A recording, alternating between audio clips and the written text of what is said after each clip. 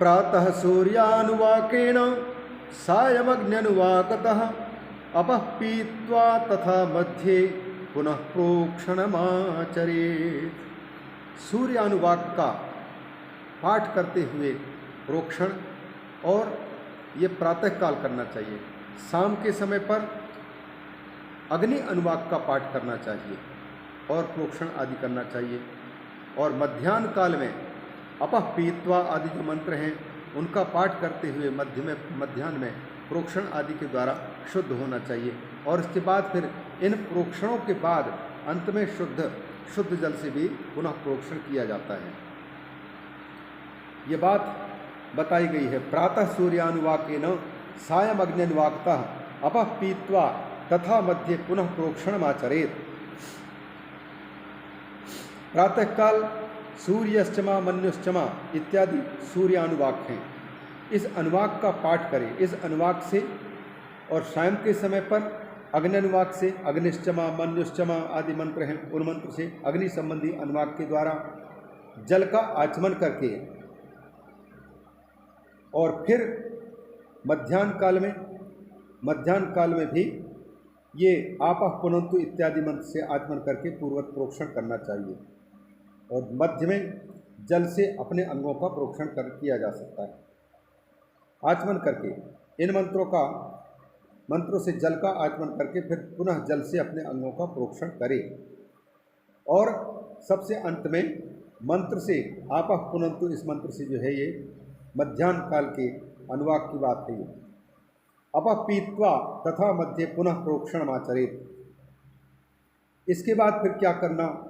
गायत्र्या जप मंत्रांते, संध्या वंदन आदि करना है। गायत्री का मंत्र का जप करना है।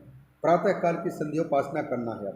अब प्रातःकाल संध्या में गायत्री मंत्र का ये 3 बार पाठ करके, अभी ये प्रक्रिया प्रोक्षण वाली हो जा रही हैं। गायत्र्याः 3 जप मंत्रांते, 3 बार जप करना संध्योपासन में। जप करके फिर गायत्री मंत्र का जप करके 3 ऊर्ध्वम प्राग विनिक्षिपेत, 3 बार ऊपर की ओर सूर्यदेव को ये अर्घ्य देना चाहिए, उदित होते हुए सूर्य को। मंत्रेण सहचैकम वा वै मध्येर्घ्यम तु रवेर्द्विजाः।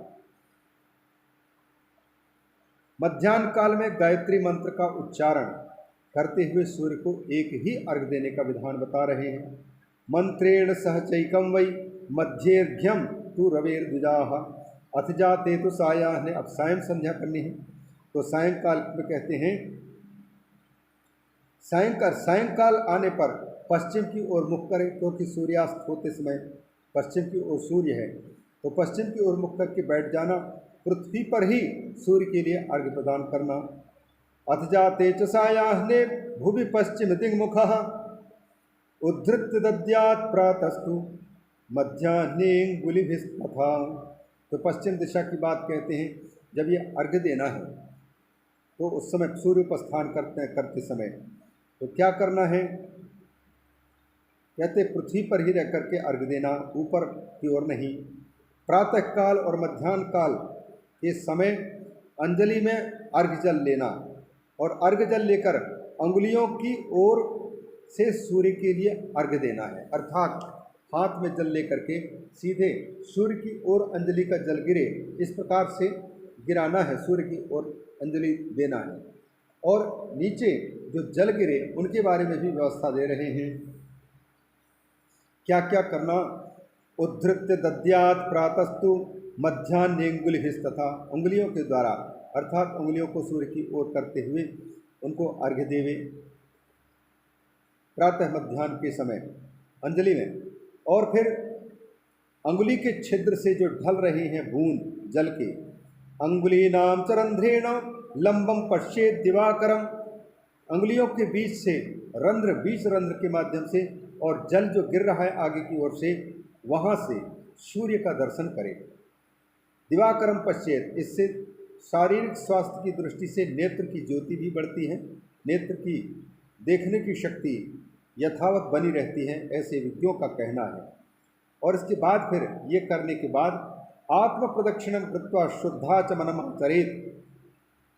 आत्म प्रदक्षिणा, अपनी ही प्रदक्षिणा करे सूर्य भगवान को स्मरण करते हुए, और फिर शुद्ध जल से आचमन करना चाहिए। सायं मुहूर्तादर्वाक्तु कृता संध्या वृथा भवेत्, अकालात् काले इत्युक्तो दिने तीते यथा क्रमम्।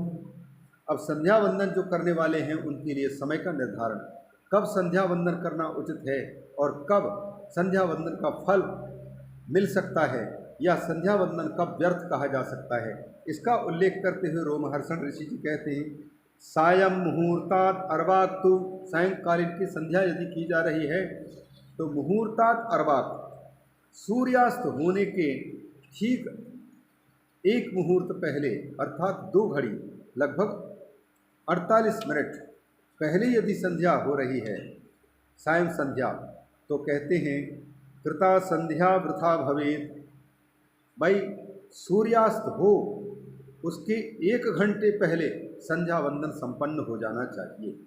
यह संकेत यहाँ के पाठ से प्राप्त हो रहा है।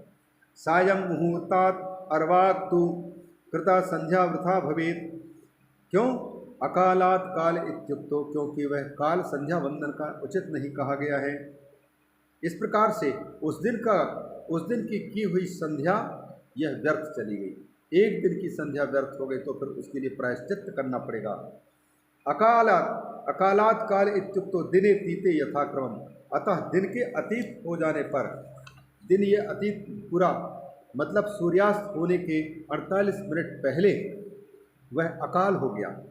संध्या वंदन के काल ऐसे समय पर संध्या वंदन कर रहे हैं जबकि सूर्य भगवान को या तो फिर रुकना पड़ जाए या तो फिर जाए तो फिर हमारी संध्या व्यर्थ चल जाएगी। अतः उसके पहले ही ट्रेन रेलवे स्टेशन में पहुँचे, बस स्टैंड में पहुँचे, उसके पहले ही यात्री को वहाँ पर उपस्थित रहना चाहिए। कथा वक्ता आवे उसके पहले ही श्रोता को उपस्थित होना चाहिए। गुरु जी आवें उसके पहले ही, बड़े व्यक्ति आएँ उसके पहले ही उनके पहुँचने के स्थान पर सेवकों को उपस्थित रहना चाहिए। सूर्य आराधन के अवसर पर गायत्री मंत्र की सायं संध्या प्रातः संध्या करते समय में भी इस सावधानी को बरतनी पड़ती है। प्रातःकाल सूर्य उदय के साथ साथ में भी संध्या का क्रम लुप्त तारका वाली बात होती है। तारों के लुप्त हो जाने के बाद में कोई तारे नहीं दिखाई दे रहे हैं, उस समय संध्या वंदन कर रहे हैं सवेरे, तो वह भी उचित नहीं। तारों की उपस्थिति में और सायंकाल तारों के दिखने के पहले संध्या वंदन हो जाना चाहिए। अतः यदि ताराओं के दिखने पर सायंकाल संध्या वंदन हो रहा है और प्रातःकाल तारों का दिखना बंद हो गया तब संध्या हो रहा है, तो उस दिन उसका संध्या वंदन गायत्री मंत्र पुरस्चरण व्यर्थ चला गया। ऐसे में उसके लिए प्रायश्चित का विधान शास्त्र करता है। उसका उल्लेख करते हुए श्री रोमहर्षण ऋषि जी बता रहे हैं, यथाक्रम संध्योपासन किए बिना अगर दिन बीत गया तो फिर प्रत्येक समय के लिए क्रमशः प्रायश्चित करना चाहिए। क्रमशः प्रायश्चित मतलब कितने दिनों की, एक दिन के प्रायश्चित कितना है, 2 दिन यदि नहीं हो पाया, संध्या वंदन बेकार चला गया या नहीं कर पाया तो क्या प्रायश्चित होना चाहिए, 10 दिन यदि नहीं कर पाया तो उसके लिए क्या प्रायश्चित है, और 30 दिन 1 महीना बिना संध्या वंदन के अथवा गलत तरीके से संध्या वंदन करने के कारण संध्या वंदन ही व्यर्थ चली गई तो फिर उसके लिए क्या प्रायश्चित है।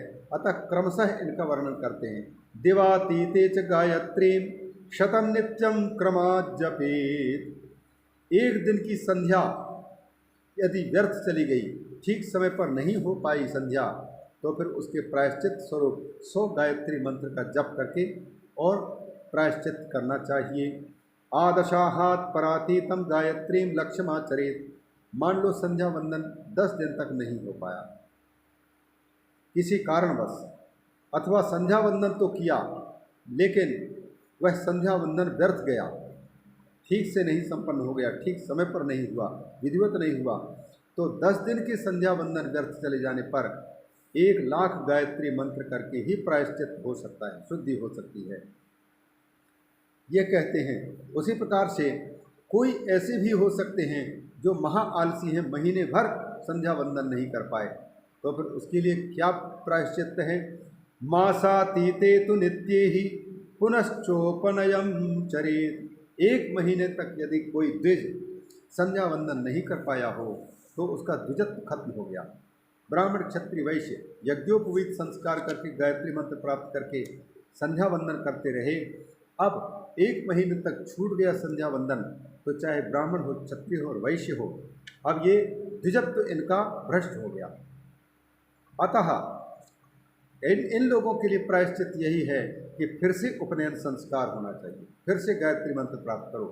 मासातीते तो नित्य ही पुनश्चोपनयन चरेत, फिर से उपनयन संस्कार होना चाहिए। इस प्रकार से ये संध्या वंदन के प्रकरण में और भी बातें कह रहे हैं। यदि हमको धन की चाह है, हम दिनचर्या कर रहे हैं, हमारे जीवन में धन की कोई कमी ना रहे, ऐसी इच्छा है, तो फिर इन देवी देवताओं का स्मरण करते हुए और देव तर्पण करना चाहिए। कौन कौन?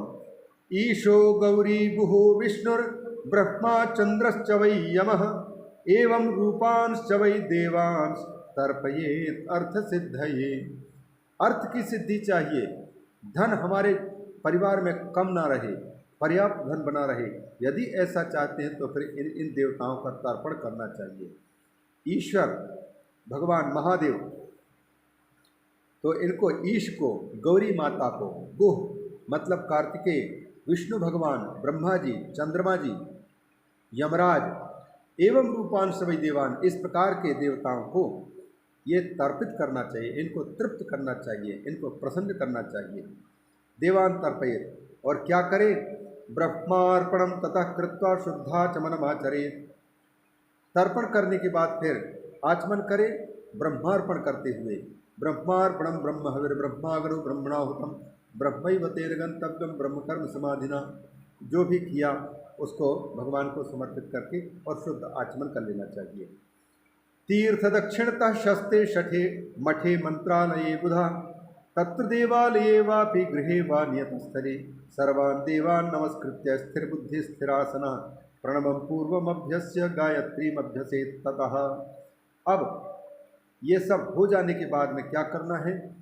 प्रणव मंत्र का जप करना है, ओंकार का जप करना है, ताकि हमारा चित्त और भी शुद्ध हो।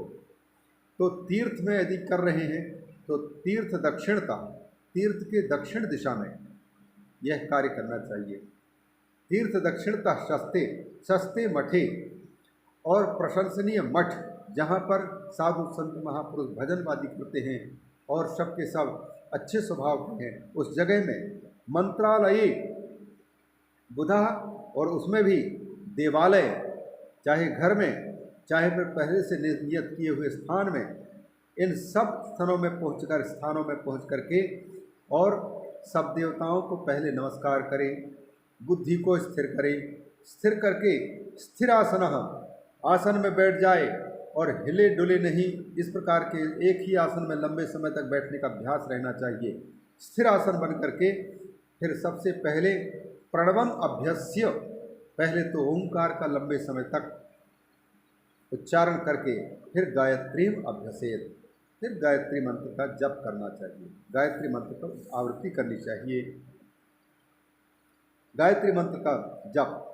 और जप करते समय ओम प्रणव का उच्चारण जब कर रहा, गायत्री का जब उच्चारण कर रहा है, तो फिर उपांशु, मानसिक और वाचिक, तीन प्रकार के जपों में सबसे बड़ा मानसिक जप को कहा गया है, जिसमें ओठ भी नहीं हिलते, मन ही मन मंत्र का जप होता है।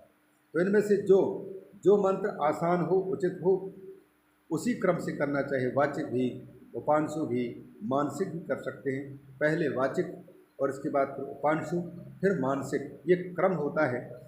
क्रमशः जैसे जैसे पुराना होता जाएगा तो मन में उसका गुंजन भी होता जाएगा, तो मानसिक फिर वह श्रेष्ठ कहा जाता है। और जब मंत्र जप कर रहे हैं, प्रणव को, ओंकार का उच्चारण कर रहे हैं, तो फिर हमें विचार करना है, क्या विचार, क्या चिंतन करना है, क्योंकि तज्जपस तदर्थ भावनम, प्रणव का जो जप क्या है उसके अर्थ का चिंतन करना, परमात्मा का चिंतन करना अर्थ के रूप में, यही उसका जप कहलाता है। तो क्या करना? जीव ब्रह्मैक विषयम बुद्ध्वा प्रणवमभ्यसेत। जीव और ब्रह्म ये दोनों अलग अलग नहीं हैं, एक हैं, ऐसा मन में चिंतन करते हुए और प्रणव का भी उच्चारण चलता रहना चाहिए। त्रैलोक सृष्टिकर्तारम, क्या प्रार्थना करें? त्रैलोक सृष्टिकर्तारम स्थितिकर्तारम अच्युतम संहर्तारम तथा रुद्रम स्वप्रकाशमुपास्महे। ज्ञान कर्मेन्द्रियाणाम च मनोवृत्तिर्धियस्तथा भोग मोक्ष प्रदे धर्मे ज्ञाने च प्रेरयेत् सदा। इत्थमर्थम धिया ध्यायन ब्रह्म प्राप्नोति निश्चयम। प्रणव मंत्र का जप करते समय यह विचार करे, जीव और ब्रह्म की एकता का चिंतन करते करते यह सोचे कि तीनों लोकों की सृष्टि करने वाले जो ब्रह्मा हैं वो, और स्थिति जगत को टिकाए रखने में अपनी भूमिका निभाते हैं ऐसे भगवान विष्णु अच्युत, और सारे संसार का संहार करने में अपनी भूमिका निभाने वाले भगवान रुद्र, ये स्वयं प्रकाश हैं। इन स्वयं प्रकाश की मैं उपासना कर रहा हूँ। ये स्वयं प्रकाश परमात्मा तीनों के तीनों एक प्रणव में आ चुके हैं। प्रणव इनका वाचक है और ये वाच्य हैं, अथवा ये वाच्य और वाचक एक ही हैं। इस प्रकार से एकता का चिंतन करते हुए यह भी प्रार्थना करना चाहिए, ज्ञान कर्मेन्द्रियाणांच मनोवृत्तिर्धियस्तथा। ज्ञान इंद्रियां और कर्मेंद्रियां, उसी प्रकार से मन की वृत्तियां, बुद्धि की वृत्तियां, ये सब के सब भोग मोक्ष प्रदे धर्मे, उस धर्म में ये लगें जिस धर्म का अनुपालन करने पर भोग की प्राप्ति तो हो ही हो, उनके साथ साथ में मोक्ष की भी प्राप्ति हो जाए। तो ऐसे धर्म में भोग प्रदे धर्मे और मोक्ष प्रदे ज्ञाने, जिन भगवान की हम आराधना कर रहे हैं प्रणव नाम से, ओंकार नाम से, वही भगवान हमारे इंद्रियों को, हमारी बुद्धि वृत्तियों को, हमारे मन की वृत्तियों को धर्म में लगावें, ज्ञान में लगावें। कौन से धर्म में और कौन से ज्ञान में? भोग प्रदान करने वाले धर्म में और मोक्ष प्रदान करने वाले ज्ञान में हमारी ये समस्त इंद्रियों की और अंतःकरण की वृत्तियां लग जावें। ऐसी कृपा भगवान की हो हम पर। प्रेरयेत् सदा। इत्थम अर्थम धिया ध्यायन, इस प्रकार से बुद्धि से अर्थ का ध्यान करे प्रणव के, और ब्रह्म का भी अर्थ के रूप में ध्यान करे, उच्चारण भी करे, तब वह प्राप्त होती ब्रह्म एव, ब्रह्म को ही वह अंत में प्राप्त कर लेता है। इसमें कोई संशय नहीं है।